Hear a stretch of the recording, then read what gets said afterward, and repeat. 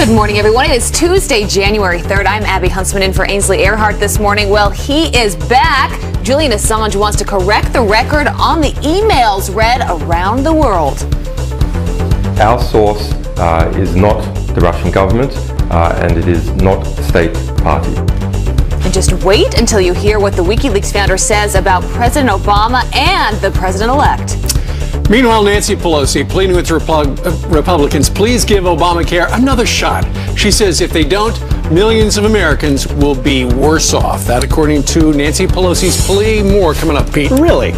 And the video, it's hard to watch. A toddler nearly crushed by a toppled Oh my goodness, look at that. I know, look at that. Unreal. Until a hero steps in, his mighty and courageous brother. You gotta see this video.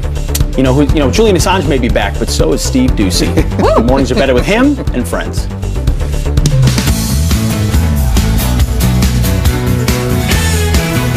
just saying it's fine by me. Live from Studio E in the heart of a rainy Midtown Manhattan, it is Fox and Friends for this Tuesday that feels like a Monday after New Year's Eve. That's right. Happy New Year to you, Steve. Thank you very much. Did you stay up till midnight? That's what I want to know. I barely made it to 9. Me too. We all looked at each other the next morning and said, I didn't see the ball drop, but... Listen, we've got an exciting program. Tucker Carlson, the king of 7 p.m. right here on the Fox News channel, is going to join us live. We're going to talk about the news of the day. He's going to get up bright and early this morning. Laura Ingraham is joining us this morning. Also, Karl Rove. And with all the football being played, it wouldn't be a morning without Bobby Bowden as well, who's going to join us. And Marie Osmond, who has been a guest on this program many, many times. She's so delightful. She's going to join us. And we're going to play some vintage Fox and Friends clip. Plus, Abby's got some interesting gossip. Well, not gossip about Marie Osmond, but there's a family connection that I had never heard until about a minute ago. A very interesting one. You're going to want to stick around for this. It's really good. By the way, we should point out that about 15 seconds before today's telecast started, the guy over there was pulling a Mariah Carey. He goes, my headpiece, I just can't, it's kind of muffled. Yeah, listen, I need a reason to say I just wasn't there. My A game wasn't there. I couldn't Well, you know hear, what, Pete? If you showed up for rehearsal, it might have worked out for you. Oh, yeah, that's true. But no one's going to know that. No one's going to know that there was no rehearsal. There never is a rehearsal for this program. Sometimes it shows, but he did get a new thing, and you can hear. Are you good? I can hear. Yep. You're good. All right. Maybe. I still want to hear it's sabotage later, so. Well, we'll see. We'll see how it goes. Well, listen, Democrats are saying that the Republicans sabotaged the election, and they hacked in, the Russians did, to throw the election to Donald Trump. Well, tonight at 10 p.m. Eastern Time, Sean Hannity sits down for an exclusive in-person interview with Julian Assange. He flew over to London.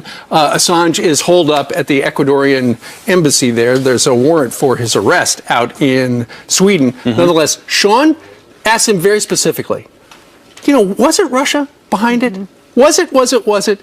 This is what he says. Can you say to the American people that you did not get this information about the DNC, John Podesta's emails? Can you tell the American people 1,000% you did not get it from Russia or anybody associated with Russia? We can say, we have said repeatedly over the last 2 months that our source is not the Russian government, and it is not a state party. Very definitive. Very definitive. And with 1,000% surety. Yeah. That it's not Russia that is behind the election hack. And this is the source of the DNC emails was WikiLeaks, which released them drip by drip by drip going up the election to the great frustration of Democrats and Hillary Clinton. Right.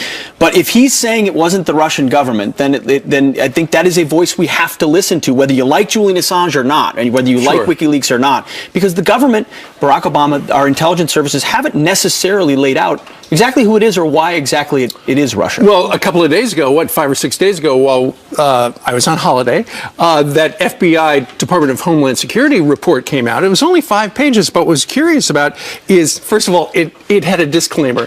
It did not claim to be accurate. And the second thing was, it did not mention WikiLeaks, which is curious. Julian Assange was on this program a couple of months ago, and he also reiterated it was not from Russia. It was not a hack, it was a leak. So it was somebody from the inside, somebody probably at the DNC this is just speculation, I'm connecting some dots, but probably somebody who did not like the fact that the DNC was throwing it for Hillary, and they were probably for Bernie Sanders. And the big question still remains, why was President Obama doing this now when he had this information, 18 months ago? Also, what is the purpose of this? Why are they blaming Russia for this if that is in fact not the case? And that's exactly what Sean Hannity asked Julian Assange. Here's how he responded to that question. The U.S. government is accusing WikiLeaks of having received these materials from Russia, and you say it's false. It did not come from Russia. And the President of the United States is advancing the narrative. Is the President of the United States lying to the American people? Well, he's acting like a lawyer. If you look at most of his statements, he doesn't say that. He doesn't say WikiLeaks obtained its information from Russia, worked with Russia. He's saying Russia's trying to influence the U.S. elections. Yes. So he and you also note that he doesn't say, from the statements that I've read, he doesn't say that Russia was trying to influence the election for Donald Trump. That's a very interesting point. You know, in the media, we see a lot of obfuscation, meaning, or conflation, saying election hacking, leading people to believe that the election itself was hacked. But what he's saying is that the parsed words of Barack Obama are very telling also. They're not able to say it was Russia, it's Russia linked or election linked, leading a lot of, they could drive a truck through that explanation, and it gives them the ability to plausibly deny if it turns out it wasn't Russia. But you know what ultimately they're trying to do is they're trying to, as Donald Trump comes in, cloud the water, muddy the water, so that it looks like Donald Trump became president of the United States with the help of Vladimir Putin. That's exactly what he's trying to do. And that's what Julian Assange said. He said this is their attempt to sort of undermine his legitimacy, the fact that he actually didn't win on his own merit. That's their whole purpose here, is that's what Julian Assange is saying. Which is why you see President-elect Donald Trump fighting back so hard. He understands that once narratives are established, they become they can solidify in the minds of people. He knows something. They can become true. And he knows something, Mr. Trump, that no one else knows still, that's supposed to come out maybe today, maybe tomorrow, maybe about this hacking situation. It could be, Steve, about something completely different. Who knows? It could be. Also, just know it would be very easy for Julian Assange to say, you know what, we got the documents from so-and-so. That would just end it right there. Well, but then again, if you're in the leaking business and you give somebody up, then nobody's going to leak. It's tough to do that. If you give up your source, people aren't going to leak to you in the future. But this is, again, tonight on Hannity is when the full interview is going to air. Exactly right. 10 p.m. Eastern Time right here on your number one choice for cable news, the Fox News Channel. Meanwhile, it's back to business for lawmakers on Capitol Hill, where in just a couple of hours from right now, the 115th Congress will convene for the first time. Yeah, back to business. Republicans promising an all-out assault on Obamacare, saying a repeal will be the first order of business. And the Democrats are targeting the president-elect's cabinet. Doug McKelway is live in Washington this morning with the very latest. Good morning, Doug. Morning, guys. You know, despite the whipping the Democrats took at the polls in November at virtually every level of elective office, they are vowing to put up a huge fight when the new Congress convenes today. Democrats are promising to go on the attack against at least 8 of Trump's cabinet nominees. The targeted 8 include Rex Tillerson at State, Senator Jeff Sessions for Attorney General, Mick Mulvaney at OMB, Betsy DeVos at Education, Andrew Puzder at Labor, Tom Price at HHS, Steve Mnuchin at Treasury, and Scott Pruitt at EPA. Soon to be Senate Minority Leader Chuck Schumer has promised that Democrats will slow walk those picks while attempting to ding them as much as possible, but they don't really have enough votes to block any of them. You can thank Harry Reid for that. The partial nuclear option that he put into place requires only a simple majority vote for the confirmation of all executive appointments below the Supreme Court level. And with hundreds of federal court picks to be made, Republicans will make full use of Reid's short-sighted move. By the way, Democrats at this point have no plans to target these 3 Trump picks. We're talking about James Mattis at DOD, Governor Nikki Haley, and General John Kelly at DHS. Now, one hint of how Democrats will attack these Trump nominees, Schumer said many of them have made billions of dollars off the very industries that they would be tasked with regulating. So you can look for Democrats to look very closely at tax returns, among many other things. Keep an eye on that. Back to you, New York. All right. Thank you very much. Live from a drizzly D.C. So that's what he was just saying. Nancy Pelosi now pleading with Republicans, saying, give Obamacare, just give it a second look. Here's what she said. The fact is, it's the old thing of going into a china shop. You break it, you own it. And they're dealing with something that is very when I say complex, it's sophisticated. Hold on. She says it's sophisticated. This is the same woman who, when selling it, said, we need to pass it. Right. So we can find out what's in it. It's so sophisticated. No, just pass it. Yeah. Then we'll find out. Well, now it turns out it's so sophisticated and complex that commoners like us just can't understand how beneficial it is to the American people. Well, it's so sophisticated, people hate it. And that's why a majority of Americans would like to see it repealed and replaced, and that's the intention of the Republicans and Donald Trump. Nancy Pelosi also, she was busy. She was a regular Donald Trump yesterday, also tweeting. She said Republicans will leave millions of Americans without health insurance and worsen the coverage of many more. And that simply, according to the Republicans, is not true. They're going to fix it. They're not good. You know, there's so many problems with it the way it is. Republicans say they have heard the cries for help and they will fix it. And people will have insurance. All Nancy Pelosi has to do is travel the country and go to some of the diners that Pete and I have been hanging out at and talking to everyday Americans about what they think about Obamacare. They will give her the real answer. What I will say, though, is it is complex when we talk about our healthcare system. Donald Trump, Mr. Trump, is going to have that challenge. And you know what? I think we should give him that opportunity to figure it out, because what we can see now is what we have is not working. It's not working. No, it's not. People need the technocrats and bureaucrats in Washington always tell us it's so complex. You need us to tinker it and fix it. Drink your lattes, yeah, skinny jeans and lattes. We know about the folks in Washington. Oftentimes solutions can be more simple. Things like Donald Trump talks about letting you go to different states and compete. The free market is an answer to a lot of things that technocrats will never acknowledge. But I want to put that tweet up one more time if we can. She says Republicans will leave millions of Americans without health insurance. You mean like the health insurance they lost when you gave them Obamacare? Sure. Or what about the worsening the coverage, those who don't have coverage or can't get coverage, or their premiums are so expensive they're choosing to pay the penalty instead? It's hypocrisy at its highest, and she's trying to pin Republicans down. And a real disconnect there. So let's see what's happening with the 115th Congress convenes today. In the meantime, it's time for news, and there she is. Happy New Year, Heather. Great to see all of you. Hope you had a great New Year. Did you stay up till midnight? I did not stay up until midnight. I bet you did, though. Good morning, everybody. Hope you're off to a great day. We start out right now with a Fox News alert and closing in on a killer. Chilling new images released overnight showing the suspected Turkey nightclub terrorist taking a selfie and then smirking. Take a close look at this man. This video taken just hours before that attack.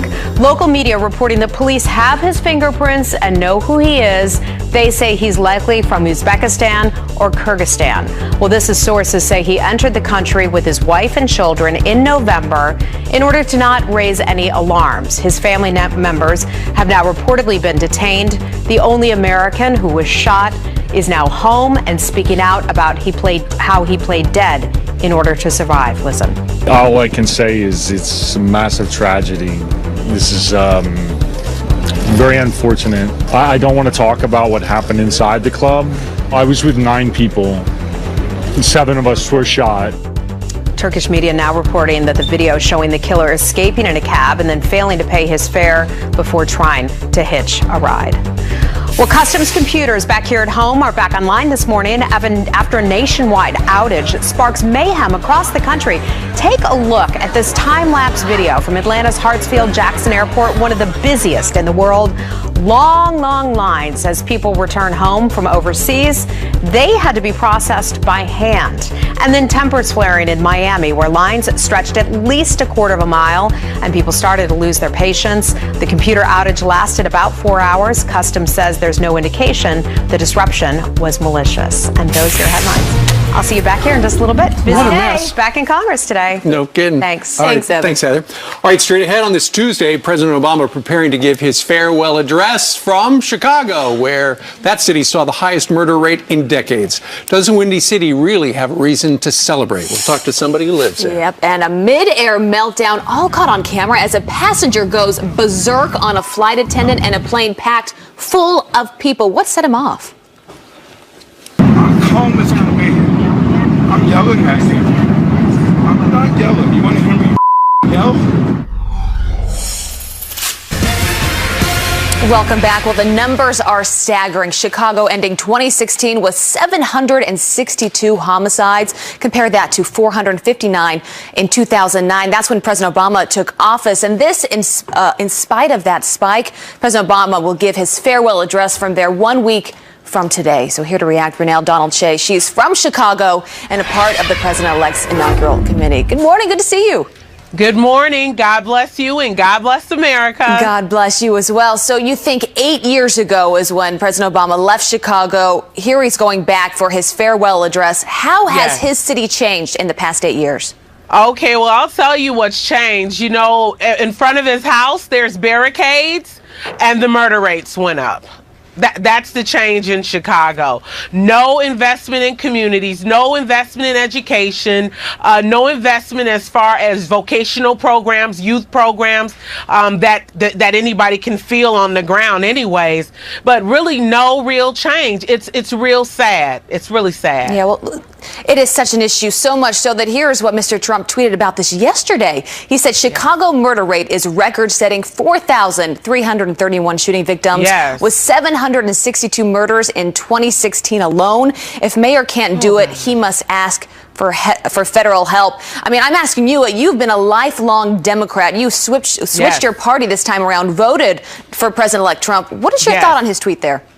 What I would say is this: federal help is needed. And, you know, I'm very happy that Mayor Rahm Emanuel is open to having the president-elect come in and be of help. And what I think that President Obama should do is he should get behind the president-elect like never before. And I believe the president-elect said he's going to get counsel from Obama sometimes, that he will help the president-elect do what he couldn't do, which is help our inner cities, help Americans, not to leave Americans behind. That is what I think he should do. Support our president-elect at the inauguration, letting us all know that he's behind the president-elect in helping our inner cities and Americans.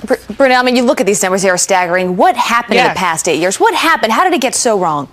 Well, I'll tell you this: when you have people who are not getting the proper education, when you made promises of hope and change with jobs and vocational programs that never came, and so people sat on life support, literally waiting for a change, waiting for jobs, waiting for education. And so what happens with idle hands? It's the devil's workshop. People, instead of you know, going to work, putting on their suit and ties and uniforms, they're going to pick up guns to feed their families, sell drugs to feed their families. And so we have got to do something. The president-elect has made a contract, a new deal with the inner cities. Look, I'm going to put $100 billion in your inner cities over the next 8 years. Let's see what we can do about that murder rate then. All right, Brunel, we're going to leave it there. A sad reality. Good to see you this morning, though. Good to see you, too. God bless you. God bless as well. All right, up next, remember when interim DNC chair Donna Brazile said this? I denounce Donald Trump for not denouncing the kind of vitriol, the kind of violence that he has perpetrated. Well, now Donna Brazile is saying the Dems deserve a seat at Mr. Trump's table. What do Republican voters think about that? And liberals celebrating higher minimum wages, but you won't be after we tell you how it's already hitting your wallet. We're going to explain that coming up. Welcome back. Some quick headlines for you. Minimum wage increasing in 19 states in the new year. But restaurants, they are already passing the cost, predictably, on to you, the customer. The owner of this Colorado diner saying he's already increased the price of his kids' meals by $1. Voters there approving a 99-cent wage hike that gradually increases to $12 an hour by 2020. Economics is economics. And first, France told their workers they didn't have to answer emails at home. Now in Finland, people don't even have to work to get paid. A new program there giving 2,000 jobless Finns selected at random about $600 a month. No questions asked. Steve, I'm going to sign up for that. Yeah, brilliant. All right, Pete, thank you very much. Are Democrats ready to work with President-elect Donald Trump? The interim DNC chair says, you betcha. He has an enormous opportunity, as every president in the first 100 days, to show that, you know, he's eager to find common ground, to meet with, you know, Democrats. But after such a contentious election, remember, are Republicans willing to make some room at Mr. Trump's table for the Democrats? Lee Carter is a president and a partner at Ms. Lansky and Partners. She joins us live in the new year. Good morning to you, Lee. Great to be here. Okay, so there you got Donna Brazile, the debate cheater, saying, you know, it's incumbent upon Mr. Trump to welcome the Democrats to his table. Shouldn't it be the other way around as well? Well, at least it should be both sides should be agreeing that now it's time to come together together. And the thing that I think is most important that we pay attention to right now is that the Democrats still haven't come to terms with what just happened. Right. You know, Americans around the country said, we want a new day. We want change. We're responding to Donald Trump's message of deals, of coming together, of, you know, repealing executive action, of saying that we've got to make things happen. We want government to work for us, not for special interests. Sure. And they're basically saying, you know what? We'll work with Donald Trump if he reaches out to us. And that's exactly what the American people said they don't want. They want a government that's working on behalf of them.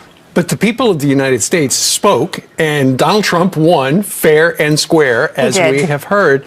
And if the Democrats, as is suggested, you know, our news people down in Washington, they've got these stories about how the Democrats are ready to try to blow up 7 or 8 of Donald Trump's nominees for his cabinet. That sounds like they're going to be obstructionists. Yeah, I mean, and that's not going to be good for them. That is not going to be good for them. I mean, they're really promising gridlock right now. They're saying we're going to give all. That's not what people want. And that's exactly why Donald Trump won. He said, "Look, I'm going to get down there. I'm going to make deals. I'm not going to be beholden to anybody. I'm going to, you know." He says that he's going to have big actions, but he also says that he's going to compromise. That was part of his language. That was part of his message. Sure. And it's one, you know, that won the election. On top of that, they have to understand that Democrats, it's not just the presidency that they lost. They lost the Senate. They lost the House. And they've got to understand that they've got to have a message on what they're going to do, not what they're not going to do. This isn't an anti-Trump message. This isn't an anti-anything message. But they have to understand that they've got to start talking, what are you going to do for the American people? What are your policies all about? And they don't have that message right now. Well, we do know what Donna Brazile has done. She cheated because she fed the Hillary camp questions before town halls and stuff like that. She lost her job at the DNC. She can't be trusted, and yet listen to some of the stuff she said. I denounce Donald Trump for not denouncing the kind of vitriol, the kind of violence that he has perpetrated with his angry rhetoric. Since I play straight up, and I'll play straight up with you, I did not receive any questions from CNN. No, boo-boo. And next time, don't bring me no emails unless you have cleaned your system, okay? Don't bring nothing corrupting to me. Given that all you've said about this hack, do you think Donald Trump's win was legitimate? Donald Trump used this information in ways to also sow division. I was very disappointed, and his repeated usage of some of the stolen information. He used it as if he received daily talking points. So is the election legit? The election was tainted by this intrusion. So after she repeatedly blew up Donald Trump, now she's saying, you know what, Donald Trump has an opportunity to be nice to people. You know what? It is really astounding to think that they ran their entire presidential campaign on Donald Trump is dangerous. And it's stuck with a lot of people. People are saying he's racist, misogynist, a bigot, all of these things. And now he's the one that's supposed to extend an olive branch. They would have been much better served to say, you know what? The election's over. It's time for us to come together. We're going to come to the table. We want him to. We want to make things work again. This is a big mistake. It's a missed strategy. And I think the Democrats are really lost. They need a new leader. Listen, whatever the Democrats say, Donald Trump is a negotiator. He wants to win. He's going to bring both sides together. I read last night that he said he actually liked Chuck Schumer better than he liked Speaker Paul Ryan and the majority leader over in the Senate, Mitch McConnell. So it sounds like he's got a good relationship with a number of Democrats. He's going to get stuff done. That's right. We all hope. That is the hope, and that's why I think he won. All right. Thank you very much, Lee Carter. Thank you. All right. Straight ahead on this Tuesday, he went viral when his mugshot became his headshot to a modeling career. Remember that guy? So where is the so-called hot felon now? Well, you're not going to believe it. We're going to tell you. And America has been patiently waiting for the second of 2 baby bald eagles to hatch. So what happens after that? We're about to find out when eagle expert Al Ciceri and Challenger join us live next.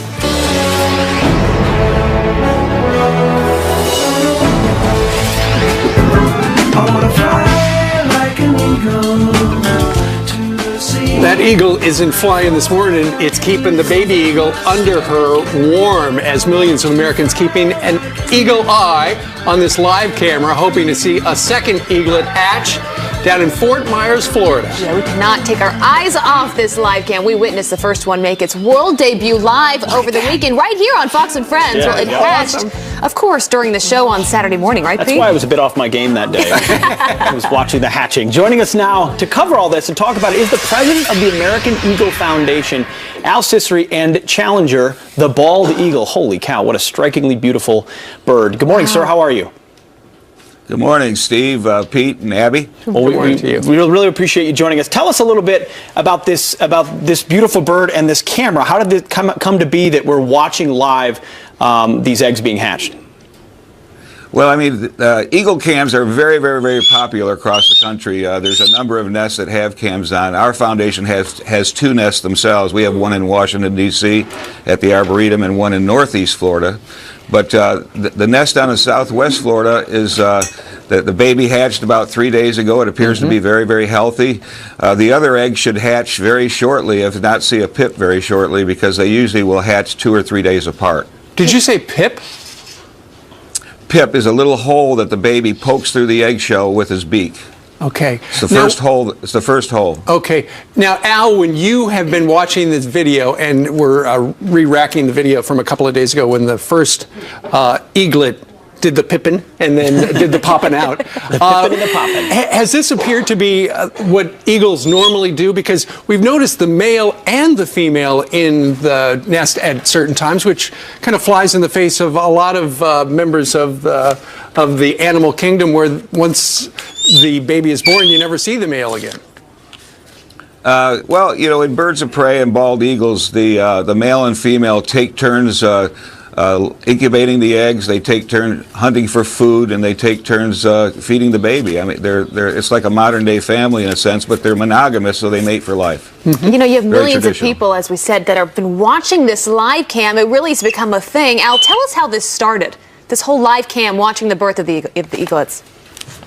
Well, I mean, like I said, I don't know much about this particular cam. It's been on air for several years. Our cam in Washington, D.C. at the Arboretum has been on for 2 years, and we have a nest in Northeast Florida, the Romeo and Juliet nest, that's been on for 3 years. But this particular nest has been going for, I believe, for about at least 4 years. Yeah. And Al, Al, it's not just watching a bird being hatched. There's something magical, something mystical about the bald eagle, because it is the symbol of America. Right, and you know, watching these eaglets hatch on cameras is a very intimate thing, and people are just amazed how attentive the parents are. I mean, they'll do anything to protect their young, and they're very, very careful with their talons and everything else when they're around the babies and the eggs. People just love it. I mean, they love the intimacy of it and the things that they get to see that people wouldn't normally see. Yeah. And you can learn more about eagles watching an eagle cam than you can reading it from a book, honestly. It's so true. Well, what a beautiful bird. We've loved having you on this morning. We've loved watching this live cam. We're hoping the best for eaglet number 2. That's right. All right, thank you, sir. All right, it is 23.5 minutes before the top of the hour, and Heather joins us on this Tuesday that feels kind of like a Monday. Yeah, it certainly does. Good morning, everyone. I've got an important story to bring you first out of Colorado this morning, and that is where police need your help. There is a massive search underway at this hour for a young Colorado boy who is said to have wandered away from his home on New Year's Eve. His heartbreaking mother pleading for his return. Worried with how cold it is that something might really bad happen to him. Please help me find him. That beautiful little boy is 6-year-old David Puckett. We're told he was wearing just a thin coat in Aurora's below freezing temperatures that night. Police say the boy has a slight learning disability and has wandered off at least 2 other times. Please keep an eye out for this young boy. Well, this video is going to take your breath away, especially if you are a parent. I can't even watch this right now. A 2-year-old boy pinned underneath the dresser and his twin brother then coming to the rescue. You can see him as he struggles to move that dresser off his brother, and eventually he slides it off. Both boys are okay. The parents discovering this footage on their surveillance system in their home. They posted the video on YouTube as a warning for other parents. We're not sure who produced that dresser just yet, but we'll let you know if we find out. Well, police storming a packed United Airlines flight after a passenger goes berserk on a flight attendant, all because he was mad about his seat assignment. I'm calm as can be. I'm yelling at you. I'm not yelling. You want to hear me yell? Do you know how cool it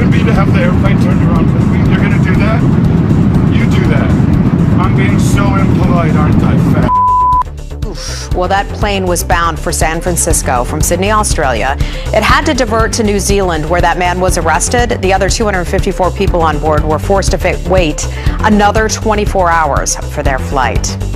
And he was dubbed the world's hottest felon. Do you remember this guy after his mugshot went viral? And now 2 years later, can't believe it's been 2 years already, Jeremy Meeks is proving that life after crime can pay. The former gang member turning his life around, and now he's a full-time model. Take a look at this. He's posting these pictures of his newfound high life for all his admirers to see. In one, he stands shirtless in front of the mansion.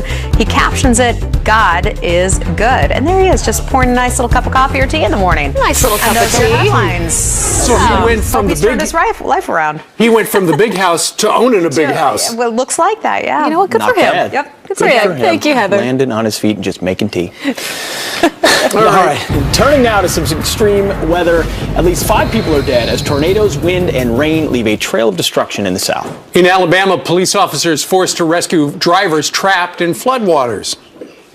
This is a prime example as to why not be out. It's because we have a vehicle submerged in water at this time. Wow, well, that deadly storm now moving east. Senior meteorologist Janice Dean is here with what to expect. And Janice, it's pretty crummy out there, but you're saying it could get even worse. Right. That storm system that brought the devastating tornadoes is actually moving across the mid-Atlantic and the Northeast.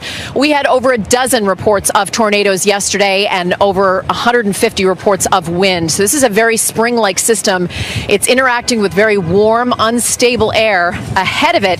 And look at all of that rain that's coming towards us here in the mid-Atlantic and the Northeast. And then as it gets towards New England, we could see a wintry mix as well as ice. So this is going to be an ongoing thing. If you have travel across the Northeast, you're going to have some delays and cancellations, so keep in touch with your airline. Our next big system moves into the west this week, and that's going to bring inches of rain and feet of snow.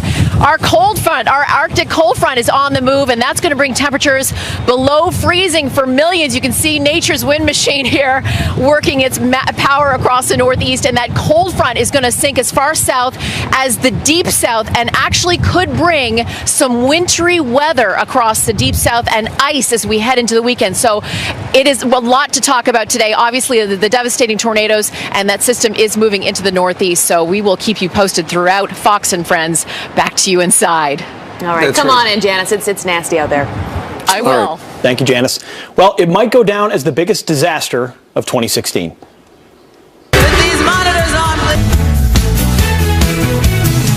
15 minutes top of the hour. We're back with some quick headlines. Starting today, Dylann Roof will represent himself in court as a jury decides if he lives or he dies. The convicted killer is set to come face to face with family members of the 9 people that he gunned down inside a South Carolina church last year. Roof doesn't plan to call any witnesses himself. And the city of San Francisco considering a city-funded drug den for heroin addicts. A study finding a supervised injection site could save the city $3.5 million a year. But Mayor Ed Lee says he doesn't want to see people shooting up on the city's dime. Meanwhile, in other news, a Supreme Court shocker perhaps, President Obama could use a little-known loophole to force Merrick Garland onto the Supreme Court, and it could all happen at high noon today. Interesting. Fox News senior judicial analyst Judge Andrew Napolitano. He is here to explain. Judge. Good morning, guys, and Happy New Year. Happy New Year. Happy New Year. Well, there is a provision in the Constitution that allows the president to make recess appointments to federal jobs that require him to appoint the person and the Senate to confirm. Recess meaning the Senate is in recess. Now, the Supreme Court has said the Senate decides when it's in recess, except for today, when the old Senate ends at exactly noon, and the new Senate begins at 1 second after noon, 1 minute after noon. Well, you can't do it in 1 second. He would have to time this with perfection. And believe it or not, this has happened in the past, but not with the Supreme Court. We have had justices of the Supreme Court who've been given recess appointments when the Senate was actually in recess, and then months later they were confirmed. Justice William Brennan, who sat for 27 years, was appointed by President Eisenhower in 1956. took his seat immediately. No hearings, no investigation, nothing. Then the hearings and the investigation while he was a sitting justice, and he was confirmed in 1957. But the fear that some people have is that President Obama, one last slap at President-elect Trump and the electorate that made Donald Trump the president-elect, would do something like this, which would put Judge Garland or someone in the Supreme Court for 2 years. Now, that would mean that Merrick Garland... Not for life. Not for life. Merrick Garland would have to give up his life tenure on the United States Court of Appeals right below the Supreme Court. Unlikely he'd Would he even want to do that? I don't think so. And 2 years is the window for confirmation, is what it is. So if he wasn't confirmed within 2 years, then President-elect Trump gets to choose somebody else? Yes, but 2 years is the term of the Senate that begins at noon today, and the term of the appointed but unconfirmed Supreme Court justice would be coterminous with that term. So it is possible, highly unlikely, but I mean, if the President of the United States was in the Oval Office and he had the atomic clock right there and he's just watching, okay, and he just signs it right there, that would be effectively what Teddy Roosevelt did 168 times. Before the atomic clock existed. Yes. Now, Barack Obama has had a lot of problems with recess appointments.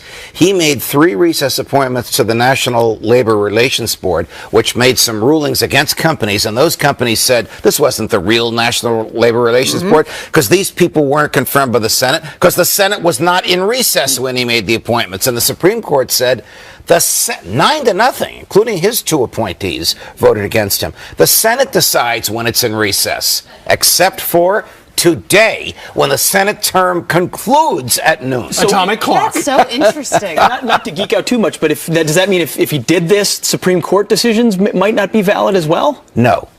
No. If he did this, he would be adding one more justice to the Supreme Court. The Supreme Court is not actually sitting or making rulings today. But you say this is not likely to happen. So then what happens from here with Mr. Trump as he gets in office and then wants to pick his own? He has indicated that he hopes to name the person he's going to nominate to replace Justice Scalia before he's sworn in. So in 2.5 weeks, we may know who that is. And of course, he's expecting to have additional seats to fill during his 4 years in office. So stay tuned. Watch Outnumbered today at noon to see if anything happens crazy.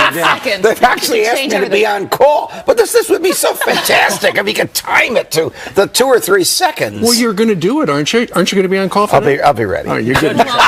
He's always, like the Senate, he's always in session. You're always on call, Judge. Thank you, Judge. All the best, guys, and Happy New Year to you. You too. Thank you. All right, we've got a huge show. It can't get any bigger than the Judge, but it's going to get bigger somehow. Tucker Carlson and Karl Rove are going to join us. Yeah, top of the hour. And President-elect Donald Trump made this household phrase. Listen. You're fired. Okay, go. All right. Well, now there's a new boardroom boss and a new catchphrase. Carly Shimka's here with our first look at Arnold on The Apprentice. You're not going to want to miss this. Come on in, Carly. Hasta la vista, Judge.